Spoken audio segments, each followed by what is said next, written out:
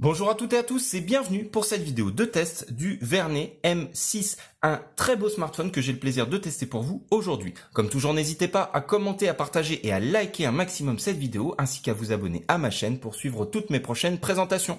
Nouveauté de cette rentrée, vous avez également la possibilité de contribuer au fonctionnement de la chaîne. Comment?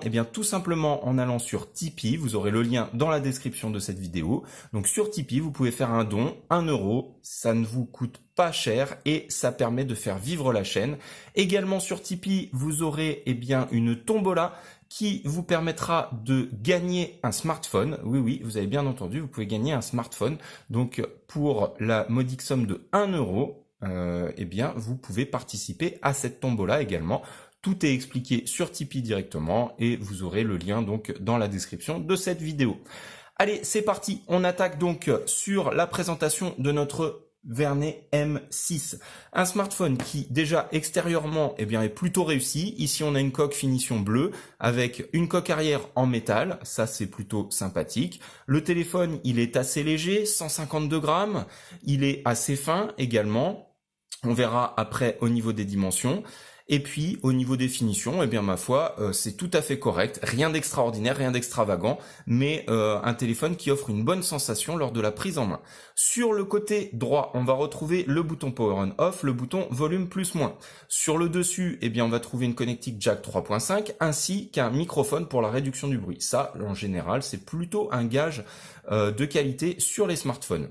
Au-dessous, on va retrouver, vous le voyez, une grille de haut-parleurs. Alors là, Vernet ne cherche pas à tricher, hein. Ça aussi, je trouve que c'est plutôt intéressant. On nous montre bien qu'il y a une grille de haut-parleurs, la connectique micro USB, c'est un peu dommage, c'est pas de l'USB type C. Et puis ici, le microphone. Donc voilà, on n'a pas deux grilles, hein, comme font beaucoup de fabricants. Là, on a vraiment la grille haut-parleurs et le petit microphone ici.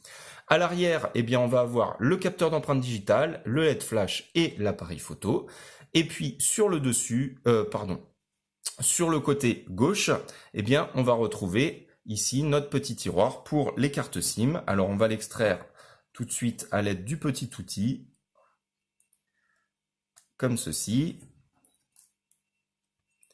Et donc, notre petit tiroir pour les cartes SIM nous permet de mettre soit 2 nano SIM, soit une nano SIM plus une micro SD. Voilà, donc c'est bien un téléphone qui est double nano SIM ou nano SIM plus micro SD. Attention lorsque vous remettez le tiroir à carte SIM dans son logement, hein, puisque voyez l'extracteur, il est sur la coque, ce qui fait que vous pouvez vous tromper et inverser le sens. Donc il faudra faire attention, hein, lorsque vous le remettez en place, d'être dans le bon sens. Ensuite, on continue. Donc, je vous ai dit un appareil qui fait 152 grammes, donc assez léger. Des dimensions de 73 mm de largeur. Une hauteur de 153 mm.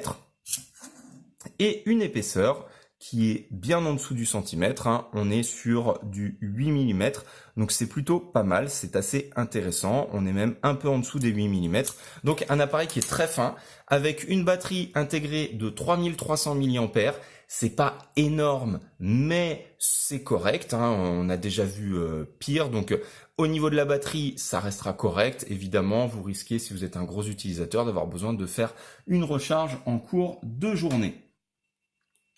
Allez, sur la face avant, on va trouver donc ici notre caméra avec juste à côté ici une petite LED de notification, ça c'est plutôt pas mal. Et puis vous le voyez, pas de bouton puisque les boutons sont intégrés dans l'écran. Voilà, donc pas de bouton physique, on a des boutons virtuels qui sont intégrés à notre écran. L'écran qui fait 5,7 pouces, donc un bel écran, hein. Vous le voyez avec des bordures quand même en haut et en bas, mais un écran qui est plutôt sympathique, très fluide, hein, très agréable.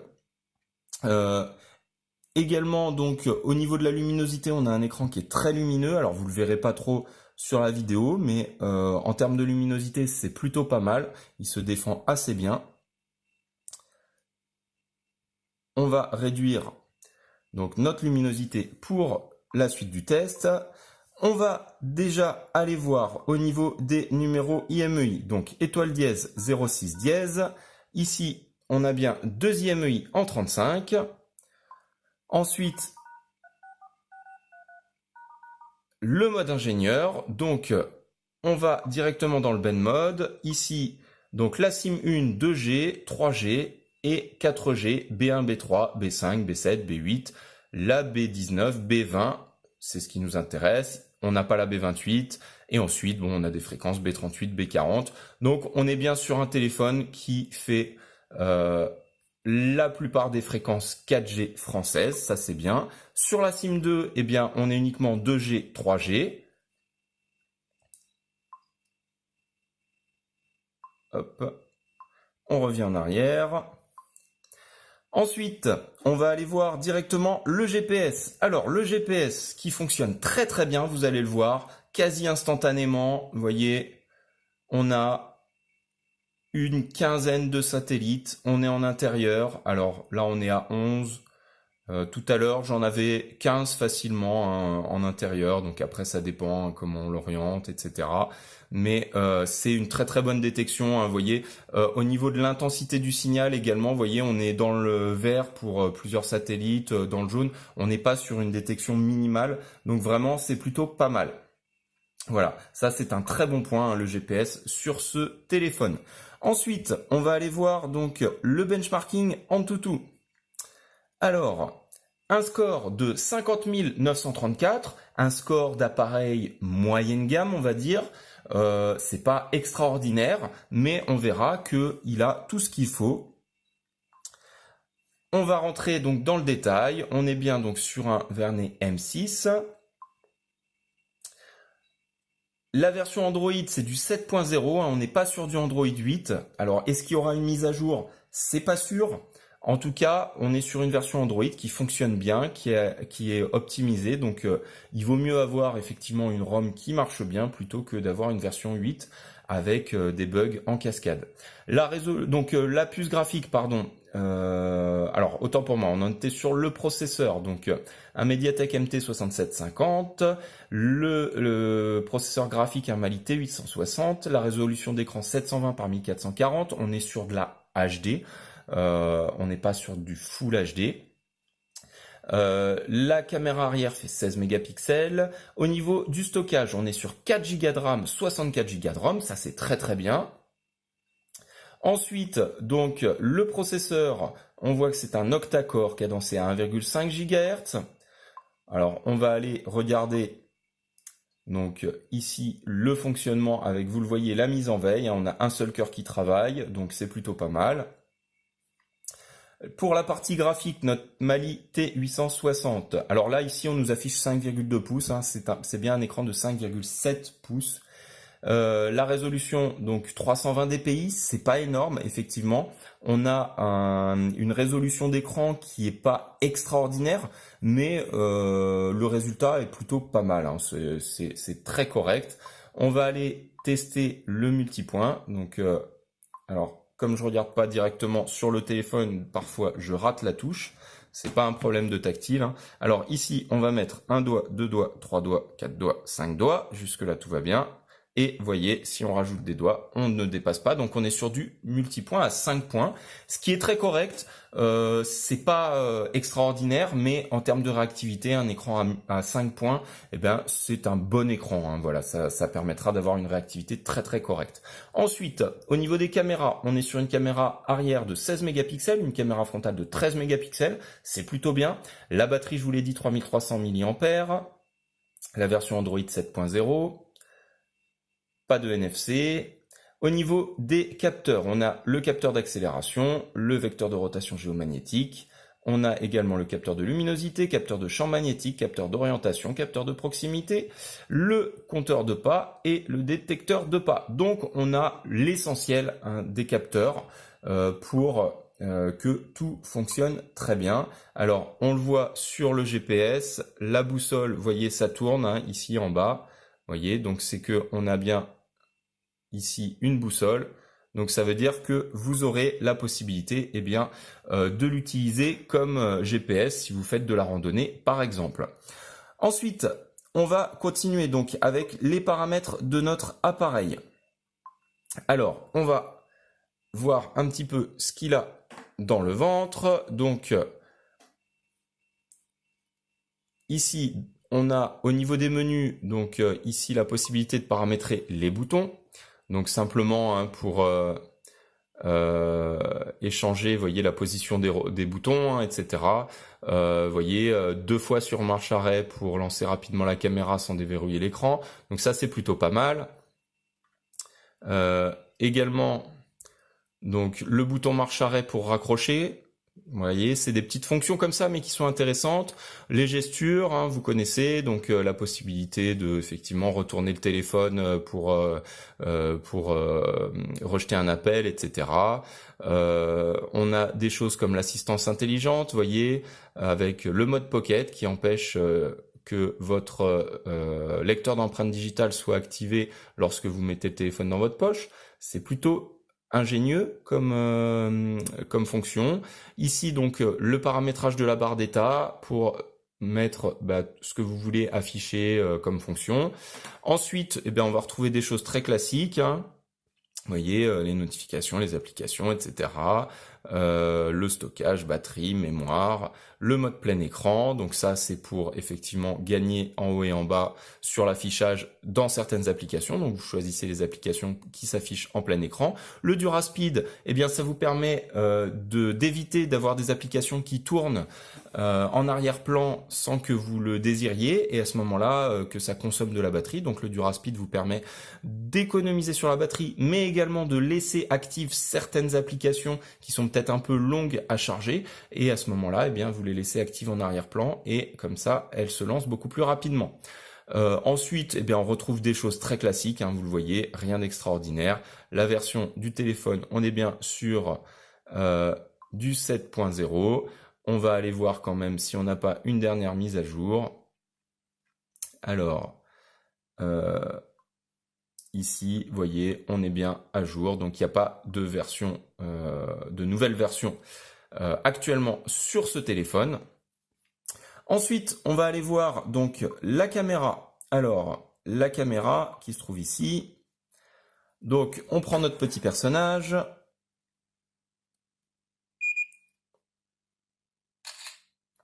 Alors déjà, sur la mise au point, ça me paraît plutôt pas mal. On va faire une photo avec le flash.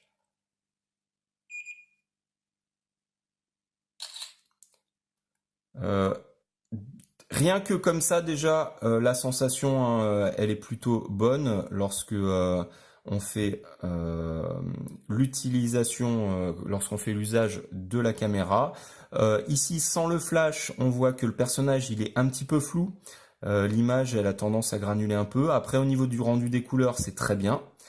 Très très bon rendu des couleurs. Là, on est dans des conditions de luminosité un peu faibles, donc ça explique effectivement que la qualité d'image soit pas extraordinaire. Avec le flash, vous le voyez, l'image est beaucoup plus nette. On a une image qui est très très nette, avec un rendu des couleurs qui est très bon également, hein. Malgré l'utilisation du flash, vous voyez, on n'écrase pas les couleurs. Le blanc reste blanc, ici le visage reste un petit peu jaune, hein. Vous voyez, donc on a bien un rendu des couleurs qui est très fidèle. Donc c'est plutôt pas mal au niveau de la caméra, plutôt un bon point. Ensuite, on va aller voir pour la partie sonore. Donc tout simplement, on va lancer le benchmarking 3D. Donc on lui laisse un petit peu de temps pour se lancer.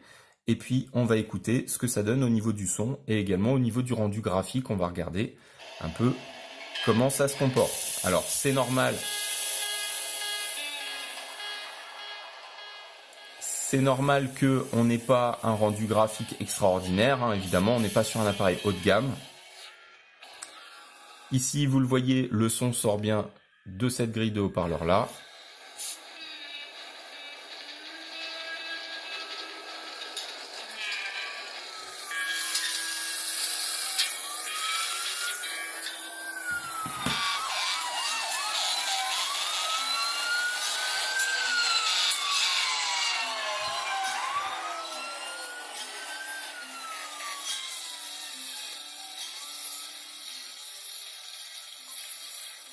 Allez, on va quitter ce test 3D pour vous dire que en termes de qualité sonore, eh ben c'est plutôt une bonne surprise également, hein. Le téléphone a un bon rendu sonore, un très bon volume sonore également.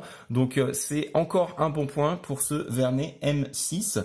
La partie sonore n'a pas été négligée.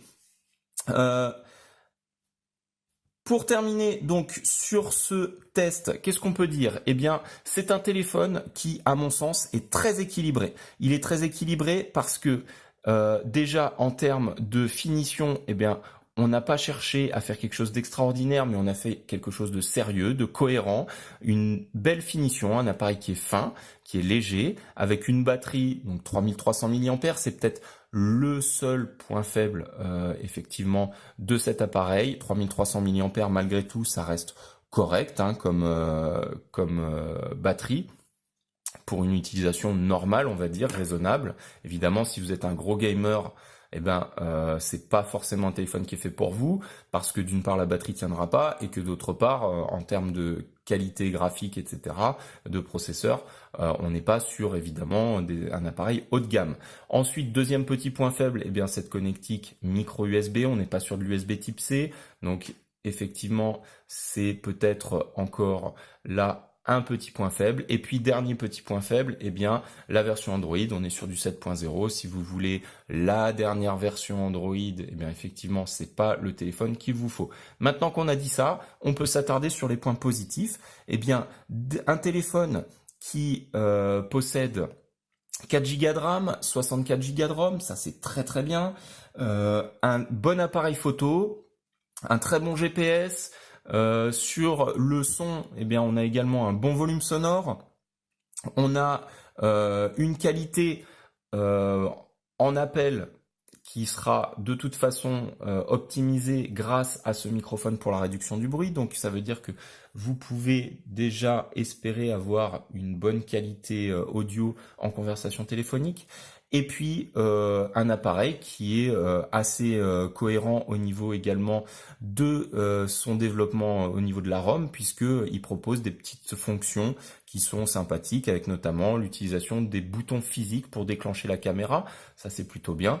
Voilà, donc des petits plus qui font que cet appareil, il est très équilibré. La LED de notification est présente. On a un écran qui est de 5,7 pouces, donc assez grand. Voilà, donc pour moi, c'est un appareil qui offre vraiment beaucoup d'avantages et qui, à mon sens, a peut-être un des meilleurs rapports qualité-prix que vous pouvez trouver à l'heure actuelle, donc en cette rentrée 2018, puisque on peut le trouver autour de 120 €, voire même un peu moins avec des promotions. On peut le trouver dans les 110 € avec certaines promotions. Donc, c'est vraiment une bonne affaire. Si vous avez un appareil à acheter en ce moment, vous voulez un téléphone qui soit cohérent, qui vous permette de faire un petit peu tout, du multitâche, etc., de la téléphonie, de la photo, sans vous ruiner et sans avoir non plus un appareil trop lourd dans votre poche, eh bien, je pense que vraiment ce portable peut être celui qui vous convient. Voilà. Petit tour maintenant sur puisque je vous l'avais promis sur la page Tipeee. Donc si vous êtes allé jusqu'au bout, donc vous recherchez donc sur Tipeee ici l'adresse Claire de Paris et vous aurez donc accès à la page Tipeee avec le descriptif de ma page et vous avez donc la possibilité de faire un don en soutien amical, donc à partir d'1 €, hein. Vous pouvez évidemment cumuler, hein, prendre plusieurs types. Et puis également, voyez la tombola qui mettra en jeu un autre vernis, puisque j'aime plutôt bien cette marque, un vernis T3 Pro qui est en précommande à l'heure actuelle, donc il devrait arriver courant septembre et je vous ferai le test dès que je le reçois et à l'issue du test, eh bien le téléphone sera mis à la tombola. Donc 15 jours après la publication de la vidéo, je referai une deuxième vidéo avec le tirage au sort pour déterminer le gagnant de ce T3 Pro. Voilà, donc n'hésitez pas, allez-y, attention, hein, c'est limité à 100 types, ce qui veut dire que eh bien, les premiers arrivés seront les premiers servis. Voilà, c'est l'occasion de gagner un portable pour un petit investissement d'1 €. Voilà, je vous remercie d'avoir suivi cette vidéo jusqu'au bout. Comme toujours, je vous le rappelle, n'hésitez pas, commentez, partagez, likez un maximum, abonnez-vous à ma chaîne. J'ai vraiment besoin de vous pour que la chaîne continue à vivre. Donc, merci pour votre contribution à venir. Et quant à moi, je vous donne rendez-vous très prochainement pour un prochain test. Merci beaucoup et à bientôt. Au revoir.